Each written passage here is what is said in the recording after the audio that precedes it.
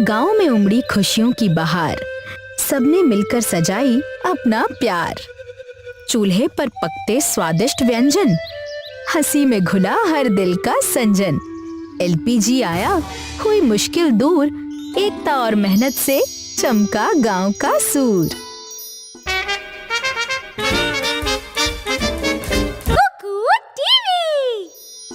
ओमकार चारपाई पर बैठा होता है।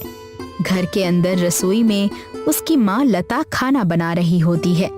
कुछ ही देर बाद लता रसोई से निकलकर उस कमरे में आती है जहाँ ओमकार बैठा होता है। अरे बेटा ओमकार, क्या तुमने एलपीजी सिलेंडर का नंबर लगा दिया था? नंबर तो 8 दिन पहले ही लगा दिया था माँ, पर अभी तक आया ही नहीं है। हे भगवान, अगर आज सिलेंडर नहीं आया तो कल के लिए कुछ नहीं हो पाएगा। इसी बीच मालती उनके घर पहुंचती है। अरे लता दीदी, क्या आपके घर पर एलपीजी सिलेंडर बाकी है? हमारे घर पर भी आखिरी सिलेंडर बचा है, जो अब किसी भी वक्त खत्म हो जाएगा। सिलेंडर का नंबर तो लगाया है, पर अभी तक आया नहीं। क्या ये प्रॉब्लम हमारे ही गांव में हो रही है या बाकी जगह भी?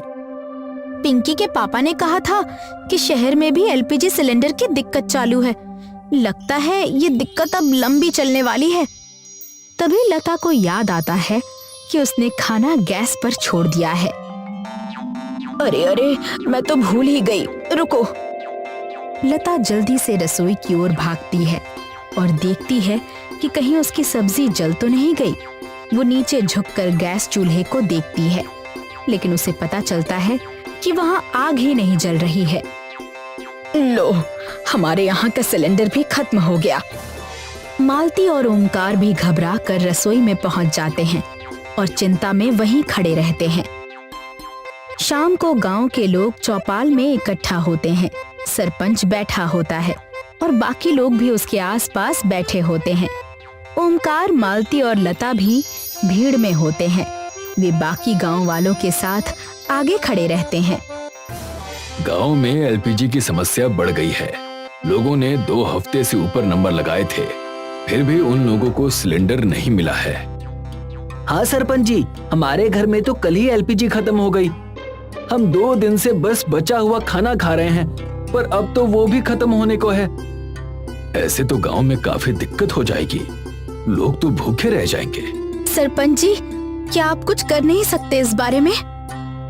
हाँ सरपंच जी, क्या आप सरकारी ऑफिस में जाकर कोई आवेदन नहीं डाल सकते गांव की इस समस्या के लिए? हाँ सरपंच जी, मैं एक आवेदन लिखने में आपकी मदद करता हूँ और हम दोनों कल सुबह ही जाकर दफ्तर में उसे जमा करा देंगे। ठीक है बेटा, कल हम जाकर वहाँ से कुछ इंतजाम करके आते हैं। सभी लोग अपनी सहमति में सिर हिलाते हैं। धीरे धीरे डूबते हुए सूरज की रोशनी पूरे माहौल पर फैल जाती है। अगली सुबह ओमकार टेबल के पास रखी कुर्सी पर बैठा होता है और वहाँ एक चिट्ठी लिख रहा होता है। तभी लता रसोई से बाहर आती है। अरे बेटा ओमकार, क्या कर रहे हो? माँ, भूल गई क्या? आज मुझे सरपंच जी के साथ सरकारी दफ्तर जाना है, बस उसी लिए आवेदन लिख रहा हूँ। अच्छा ठीक है, तुम सरपंच जी के साथ चले जाना और मैं भी जरा बाहर जा रही हूँ। कहाँ माँ? मैं मालती के घर जा रही हूँ, वहाँ उसकी मदद करने। मदद? कैसी मदद और क्यों? अब घर में कुछ काम तो बचा ही नहीं बेटा, तो सोच रही हूँ उसके गौशाला में जाकर गोबर के उपले बनाने में उसकी मदद कर दूं। अच्छा ठीक है माँ। इसी बीच सरपंच ओमकार के दरवाजे पर आ पहुँचता है। ओमकार बेटा। ओमकार उठता है और अपनी माँ लता के साथ बाहर चला जाता है। ओमकार और लता घर से बाहर आते हैं। लता वहाँ से चली जाती है और ओमकार सरपंच के साथ वहीं खड़ा रहता है। बेटा, क्या आवेदन की तैयारी हो गई? हाँ सरपंच जी, बस इस पर आपके मुझे दस्तखत चाहिए। ओमकार पैड सरपंच की ओर बढ़ाता है। सरपंच जी कागज पर हस्ताक्षर करते हैं और सरपंच के साथ वहां से चला जाता है। ओमकार और सरपंच चलते हुए सरकारी दफ्तर तक पहुंचते हैं। वहां पहुंचकर वे देखते हैं कि दफ्तर के बाहर बहुत से लोग खड़े हैं। वे भीड़ के बीच से अंदर जाने की कोशिश करते हैं। तभी ओमकार भीड़ में खड़े एक आदमी से पूछता है, अरे भैया जी, ये भीड़ किस चीज की है? अरे क्या बताऊं भैया, गांव में एलपीजी सिलेंडर की किल्लत हो गई है। सब यहाँ उसी समस्या की वजह से आए हैं। क्या कह रहे हैं? आपके भी गांव में? हाँ, ये तो बहुत बड़ी दिक्कत हो गई। अब क्या होगा? तभी डीएम दफ्तर से बाहर आते हैं और वहां खड़ी भीड़ से बात करते हैं। गांव वालों, हमने शहर में बात की है। एलपीजी सिलेंडर की कमी हर जगह है, उसकी वजह से ये दिक्कत हो रही है।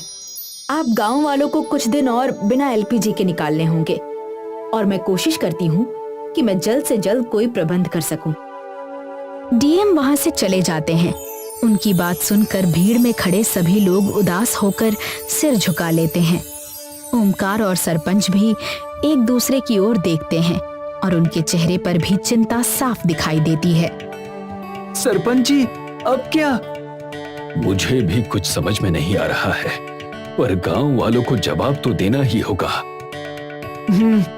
सही कहा आपने। चलो गांव में वापस चलते हैं। जल्दी जाएंगे और लोगों से बात करेंगे तो शायद कोई हल निकल जाए। ओमकार सहमति में सिर हिलाता है और वे दोनों वहां से चले जाते हैं। ओमकार सरपंच के साथ वापस गांव पहुंचता है। चलते चलते रास्ते में उनकी मुलाकात लता से हो जाती है। अरे आ गए आप लोग, क्या बात हुई डीएम मैडम से? दोनों उदास चेहरे के साथ एक दूसरे को देखते हैं और फिर लता की ओर देखते हैं। नहीं, हर गांव में और तो और शहर में भी एलपीजी सिलेंडर की दिक्कत हो रही है। हमें तो ये समझ में नहीं आ रहा कि हम करें क्या। अरे तो अब क्या? हम सब चौपाल चलते हैं, शायद वहां बाकी लोगों के साथ कोई उपाय मिल जाए। तीनों चौपाल की ओर चल पड़ते हैं। चौपाल में मालती और अरविंद के साथ गांव के सभी लोग इकट्ठा होते हैं। सरपंच ओमकार और लता भी चौपाल पर पहुंचते हैं। वे सबको सरकारी दफ्तर में हुई बात के बारे में बताते हैं। ये सुनकर सभी लोग उदास होकर अपने सिर झुका लेते हैं। सरपंच वहीं बैठ जाते हैं और फिर सब लोग इस बात पर आपस में चर्चा करने लगते हैं। अब सरकार से कुछ मदद मिलने की गुंजाइश कम ही लग रही है। क्या तुम लोगों के पास कोई सुझाव है? हम क्या ही कर सकते हैं, एलपीजी सिलेंडर तो कहीं भी नहीं मिल पा रहे। क्या कोई और चीज नहीं जिससे हम खाना बना सकें? तभी ओमकार को याद आता है कि मालती के घर पर गायों का बाड़ा है और वो गोबर के उपले बनाती है। अरे मालती चाची, आपके गौशाला में तो गोबर के उपले बनते हैं ना? बनते तो हैं, पर क्यों? क्यों ना हम सब मिलकर गोबर के उपले का इस्तेमाल करके खाना बनाएं? अरे ये तो मैंने भी नहीं सोचा था। ये तो काफी अच्छा सुझाव है। हाँ बिल्कुल, पहले की ही तरह जब एलपीजी सिलेंडर नहीं होते थे, खाना तो तब भी बनता था ना।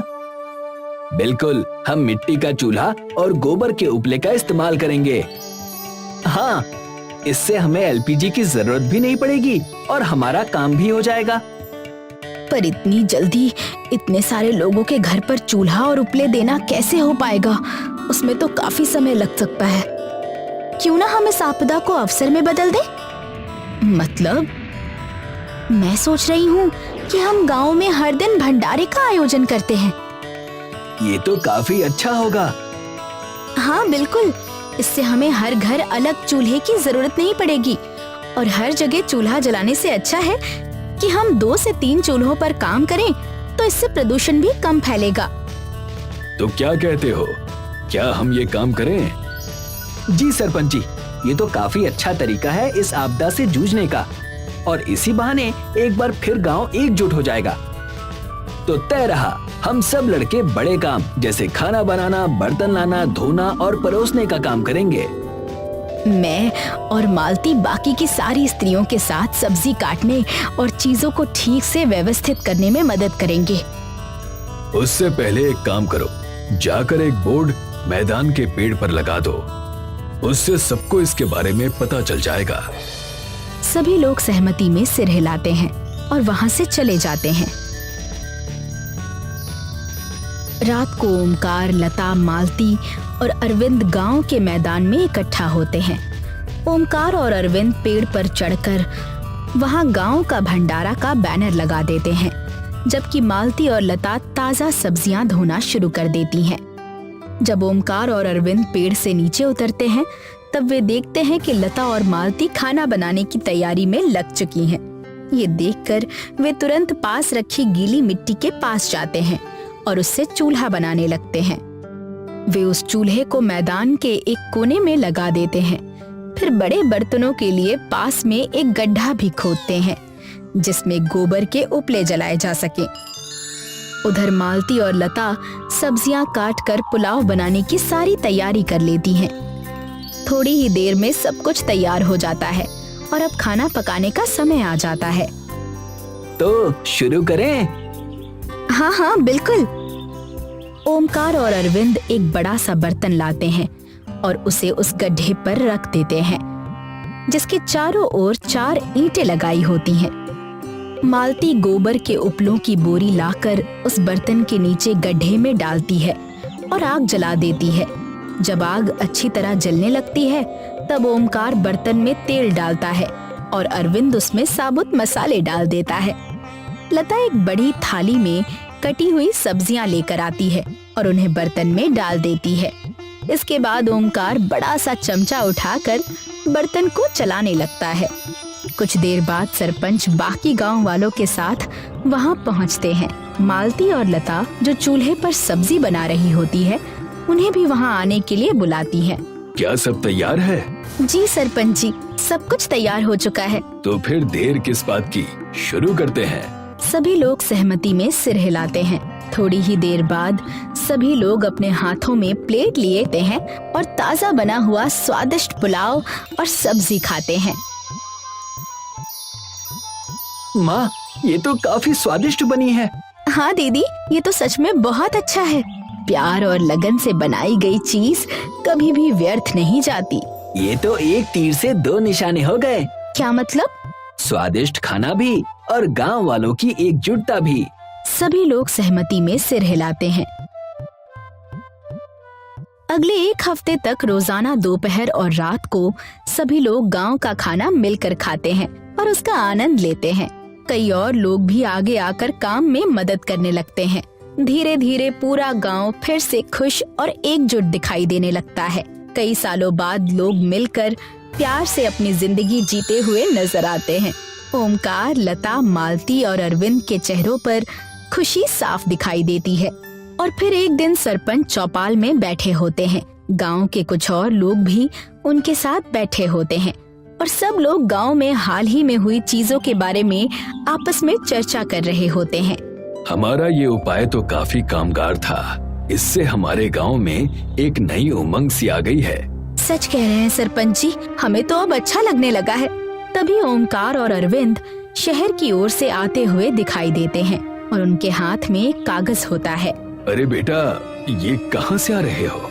सरपंच जी, सरकारी दफ्तर से आ रहे हैं। खबर आई है कि कल एलपीजी सिलेंडर आ जाएंगे। अरे वाह, ये तो काफी अच्छी खबर है। ये सुनकर मालती उदास हो जाती है और लता ये बात नोटिस कर लेती है।